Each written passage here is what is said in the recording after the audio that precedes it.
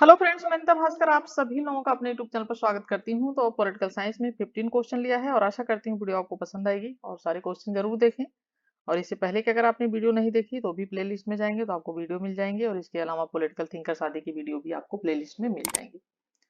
और वीडियो पसंद आए तो लाइक शेयर कमेंट जरूर करिएगा। चैनल पे नए हैं अगर तो सब्सक्राइब कर लें, बेल आइकन प्रेस कर लें, जिससे नई वीडियो की नोटिफिकेशन आपको मिलती रहे। तो चलिए शुरू करते हैं और फर्स्ट क्वेश्चन पे चलते हैं। और फर्स्ट क्वेश्चन है, वर्तमान में नौकरशाही का महत्व बहुत बढ़ा है। प्रजातंत्र के उद्भव के कारण, कल्याणकारी राज्य के उद्भव के कारण, पुलिस राज्य के उद्भव के कारण, या उदारवादी आर्थिक प्रणाली के उद्भव के कारण।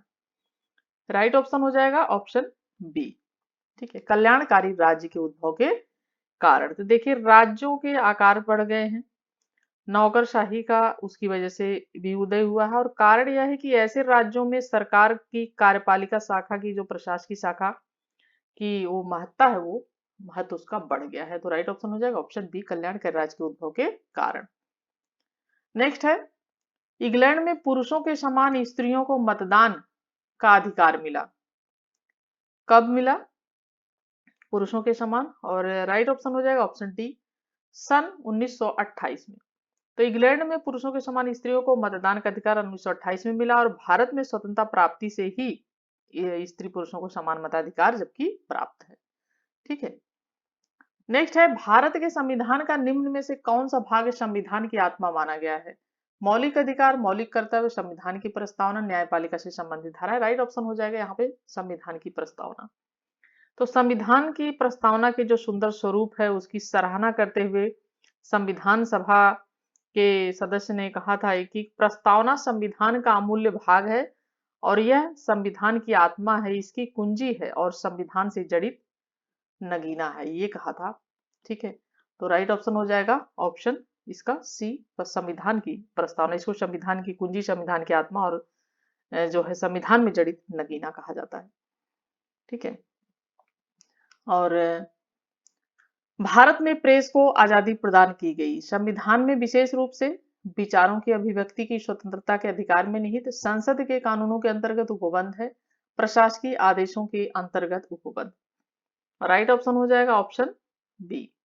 ठीक है, विचारों की अभिव्यक्ति की स्वतंत्रता के अधिकार में निहित है। तो देखिए, हमारे संविधान में प्रेस की स्वतंत्रता की जो है अलग से कोई वो उपबंध नहीं है, लेकिन क्योंकि प्रेस की स्वतंत्रता जो अनुच्छेद 19 है, ठीक है, अनुच्छेद 19 एक का, ठीक है, तो उसमें जो है इसकी स्वतंत्रता की इसी में समाहित है। ठीक है, तो राइट ऑप्शन हो जाएगा ऑप्शन बी। नेक्स्ट है, भारत की पूर्वी अवलोकन नीति का लक्ष्य है चीन के साथ घनिष्ठ संबंधों के लिए, जापान के साथ घनिष्ठ संबंधों के लिए, आसियान देशों के साथ घनिष्ठ संबंधों के लिए, या सार्क देशों के साथ घनिष्ठ संबंधों के लिए। तो देखिए, हमारा इसका जो राइट ऑप्शन हो जाएगा क्वेश्चन का, वो ऑप्शन हो जाएगा सी, आसियान देशों के साथ घनिष्ठ संबंधों के कारण। तो पूर्व नीति का शुभारंभ जो था नरसिम्हा राव के द्वारा किया गया था। ठीक है, किसके द्वारा? नरसिम्हा राव के द्वारा किया गया था, प्रधानमंत्री, पूर्व प्रधानमंत्री जो हमारे थे। और क्योंकि सोवियत संघ के विघटन के पश्चात भारत की निर्यात की जो स्थिति थी वो बहुत खराब हो गई थी। ठीक है, जो निर्यात था वो क्या हो गया था? खराब हो गया था।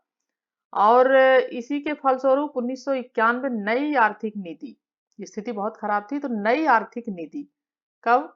1991 में, 1991 में। तो नई आर्थिक नीति और विश्व बैंक एवं अंतर्राष्ट्रीय मुद्रा कोष के दबाव के कारण उसे अपनी अर्थव्यवस्था को बाजार उन्मुख बनाना पड़ा था, और इसीलिए भारत को बाध्य होकर, ठीक है, और सिंगल जो है बास्केट पॉलिसी के स्थान पर मल्टीपल बास्केट पॉलिसी को अपनाना पड़ा था जो है इंडिया को। ठीक है, तो राइट ऑप्शन हो जाएगा ऑप्शन सी, और स्थिति फिर भारत की सुधरी। सिक्स क्वेश्चन है, निम्न में से कौन सा एक व्यापारिक संगठन विकसित एवं विकासशील देशों को प्रतिनिधित्व देता है? यूरोपीय संघ, आसियान खुला व्यापार संघ, उत्तरी अमेरिका खुला व्यापार संघ, या दक्षिण एशियाई अधिमानिक व्यापार संगठन। राइट ऑप्शन हो जाएगा ऑप्शन बी, आसियान। ठीक है, क्या हो जाएगा? आसियान। ठीक है, और इसका तो आसियान। तो आसियान खुला व्यापार संगठन। तो व्यापार संघ की स्थापना विश्व बैंक के सुझाव पर 1967 में की गई थी। कब की गई थी व्यापार संघ की स्थापना? आसियान व्यापार संघ की गई थी 1967 में, 1967 में, और विश्व बैंक के सुझाव पर की गई थी। और यह विकसित एवं विकासशील देशों को प्रतिनिधित्व प्रदान करते हैं, यानी जो विकसित देश हैं, जो विकासशील देश हैं, उन्हें यह प्रतिनिधित्व देता आसियान खुला व्यापार संघ। maastricht संधि ने रूपांतरित कर दिया यूरोप को एक यूरोपीय समुदाय में, यूरोपीय समुदाय को यूरोपीय बाजार में, या यूरोपीय समुदाय को यूरोपीय संघ में, या डी है यूरोपीय देशों को एक यूरोपीय संगठन में। ठीक है, यूरोपीय संगठन में। और राइट ऑप्शन हो जाएगा ऑप्शन सी, यूरोपीय समुदाय को यूरोपीय संघ में। ठीक है, और जैसा कि यूरोपीय समुदाय के नेताओं ने 11 दिसंबर 1991 को, ठीक है, 11 दिसंबर 1991 को जो है maastricht नीदरलैंड में, ठीक है, नीदरलैंड, maastricht नीदरलैंड में एक ऐतिहासिक जो है राजनीतिक और मौद्रिक एकता संधि पर हस्ताक्षर किया था, जो 12 यूरोपीय देशों के 32 करोड़ लोगों को एक आर्थिक, राजनीतिक एवं जो है सैन्य ब्लॉक में एकत्र करने तथा अंतर्राष्ट्रीय संबंधों को अधिक सुदृढ़ और संयुक्त आवाज देने में सक्षम एक संपूर्ण जो है रूपरेखा थी। तो राइट ऑप्शन हो जाएगा और यूरोपीय समुदाय को यूरोपीय संघ में। नेक्स्ट है 8 क्वेश्चन, नव लोक प्रशासन के बारे में कौन सा सही नहीं है। 8 क्वेश्चन है और यह जातिगत के बजाय लोक उन्मुख ज्यादा है। बी है यह विवरणात्मक के बजाय विश्लेषणात्मक संबंध ज्यादा है। सी है यह संस्थान उन्मुख होने के बजाय ग्राहक उन्मुख ज्यादा है। और डी है तटस्थ होने की तुलना में मूल्य भराकांत ज्यादा है। ठीक है, राइट ऑप्शन हो जाएगा ऑप्शन बी, यह विवरणात्मक होने के बजाय विश्लेषणात्मक ज्यादा है। तो नवीन लोक प्रशासन या लोक प्रशासन की जो है मूल्य मुक्त व्याख्या को अस्वीकृत करता है और यह संगठन के बारे में आंतरिकता का विरोधी है। और यह मानवीय संबंधों तथा प्रशासन और सामाजिक परिवर्तन के बारे में नए रचनात्मक दृष्टिकोण पर यह विशेष बल देता है। किस पर विशेष देता है? मानवीय संबंधों तथा प्रशासन और सामाजिक जो परिवर्तन है उसके बारे में रचनात्मक दृष्टिकोण पर विशेष बल देता है। तो विश्लेषणात्मक ज्यादा है विपणात्मक की बजाय नव लोक प्रशासन। और ये है सही नहीं है पूछा है। ठीक है, सही नहीं है ये पूछा है। और नेक्स्ट क्वेश्चन है फेओल के अनुसार प्रशासन अथवा प्रबंधक 6 प्रकार की योग्यताएं होनी चाहिए। निम्नांकित में से कौन सी उनके द्वारा बताई गई योग्यताओं में से एक नहीं है? प्रकटन, तकनीकी ज्ञान, अकादमिक क्वालिफिकेशन या व्यवहार कुशलता।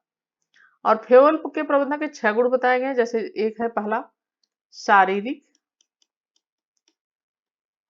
ठीक है, दूसरा है मानसिक, तीसरा है नैतिक गुण, चौथा है सामान्य शिक्षा, ठीक है, सामान्य शिक्षा, और पांचवा है विशेष ज्ञान, ठीक है, विशेष क्या ज्ञान, और छठा है गुण अनुभव, ठीक है, या अनुभव हो जाएगा। तो यहाँ पे फेओल ने प्रबंधक के 6 गुण बताए हैं जो कि शारीरिक, मानसिक, नैतिक, सामान्य शिक्षा और विशेष ज्ञान और अनुभव होना चाहिए।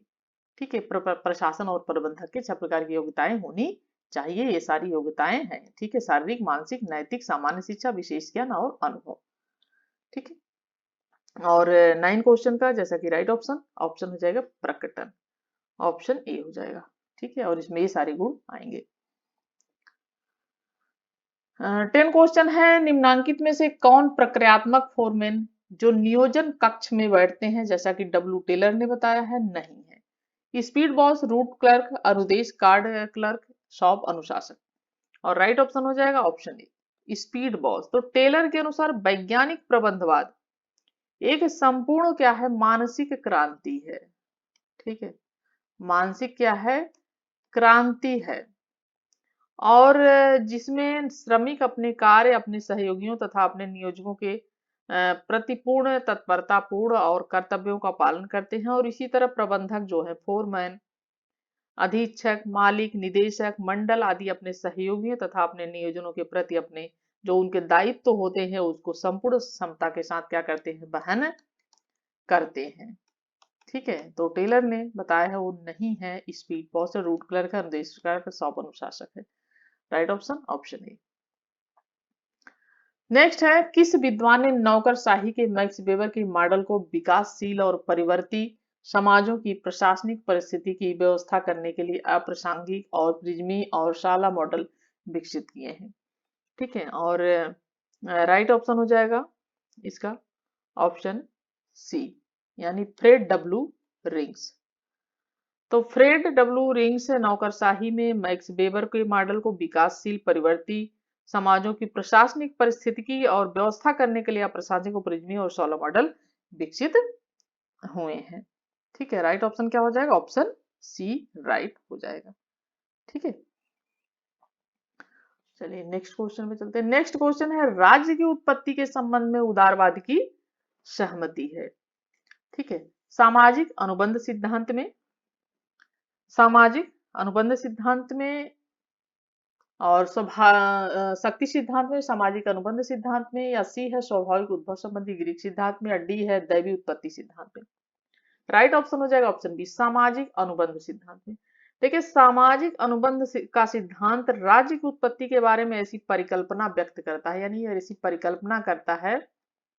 ठीक है, कौन, सामाजिक अनुबंध का सिद्धांत, जिसमें उदारवाद की मान्यताएं जो है उनकी क्या होती है, उनकी उदारवाद की मान्यताओं की पुष्टि होती है।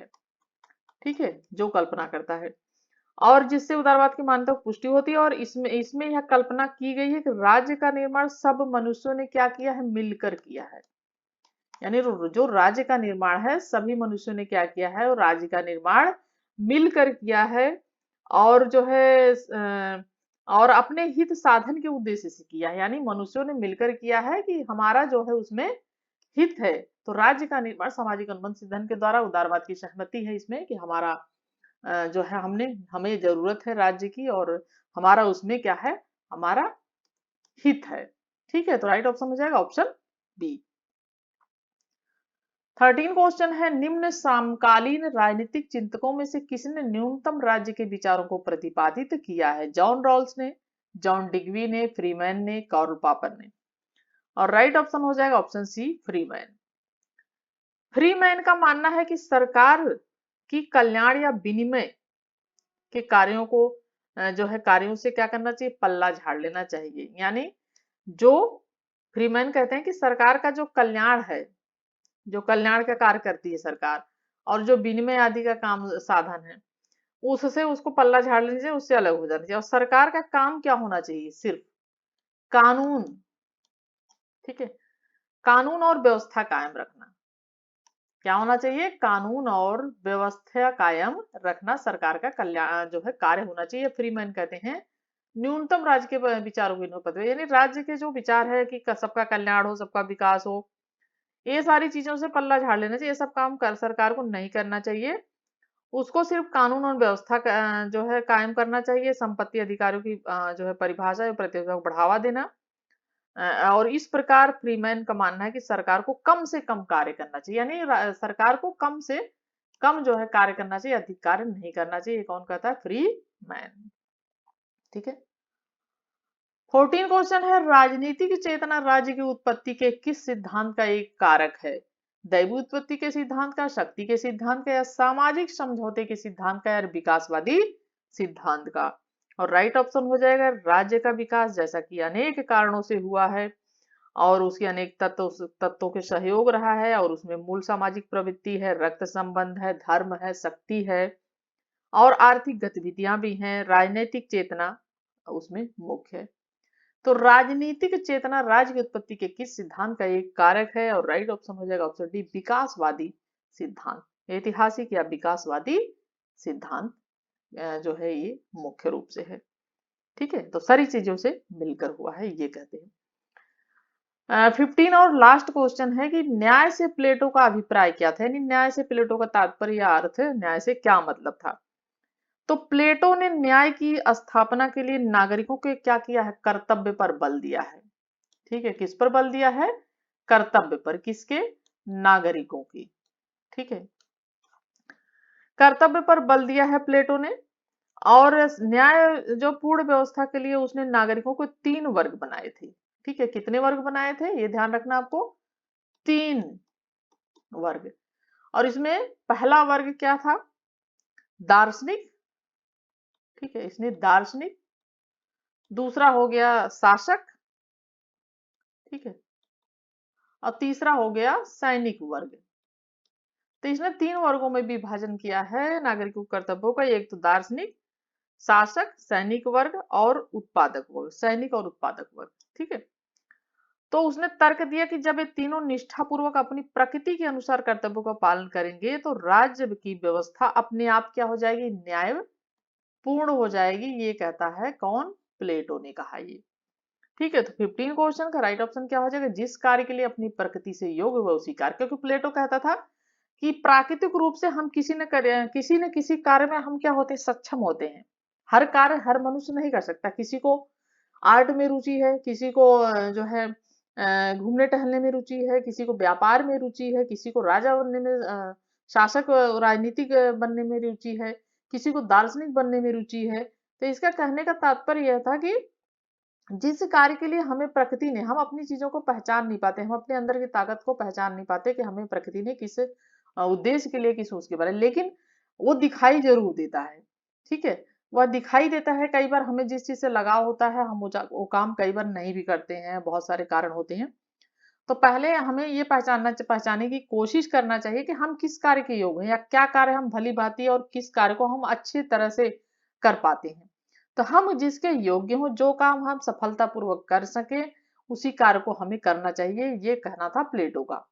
ठीक है, यानी जो अधिक पढ़ा लिखा व्यक्ति होगा, इसने 3 वर्गों में विभाजित किया, दार्शनिक, शासक, सैनिक वर्ग, या जो है उत्पादक वर्ग, यानी जो उत्पादन आदि करते हैं। तो उसने इसमें विभाजित किया। तो उसका कहना था कि जो अधिक बहुत अधिक तरीके से सोचने की शक्ति हो, क्षमता हो, पढ़ने लिखने की उसके अंदर क्वालिटी हो, ये सब चीजें हो, तो वो खुद ही दार्शनिक बन जाएगा।